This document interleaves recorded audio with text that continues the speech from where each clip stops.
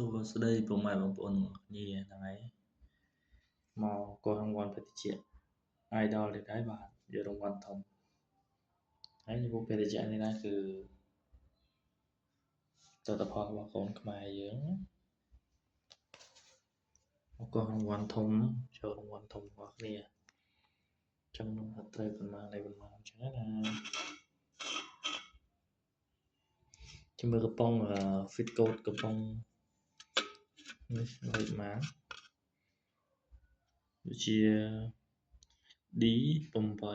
D26 0143 4A4 4A4 BB08 ខែ10 2028 D ផុតកំណត់ថ្ងៃ8ខែ10 2028 Idol បេតិចពើម្លងក្បាលកំប៉ុងវា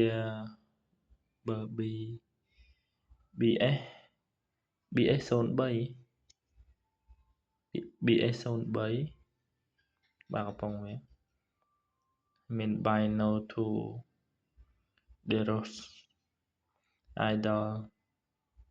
Burial Nature មានថ្នេរបន្ទាត់ក្រហមកាត់ស្អាតមែនទេ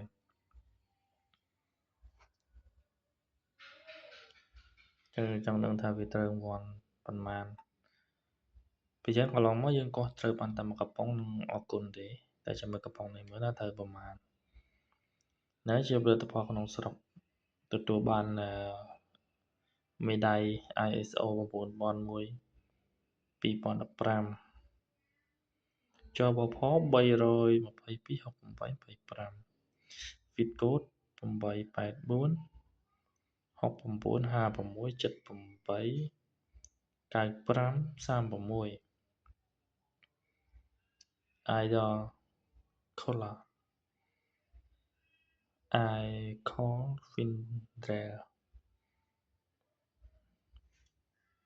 តាមកយូរកោះវល់អស់នេះ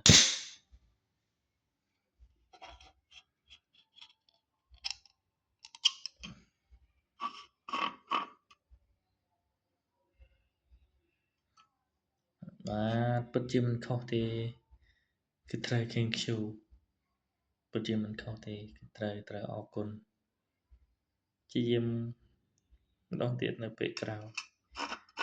ឥឡូវខ្ញុំមិនសូវត្រូវទេឲ្យដល់តាំងពីល្បីថាជួបបញ្ចេញកវលមកទៅវត្តវីដេអូមានប៉ុណ្្នឹងទេអរគុណច្រើន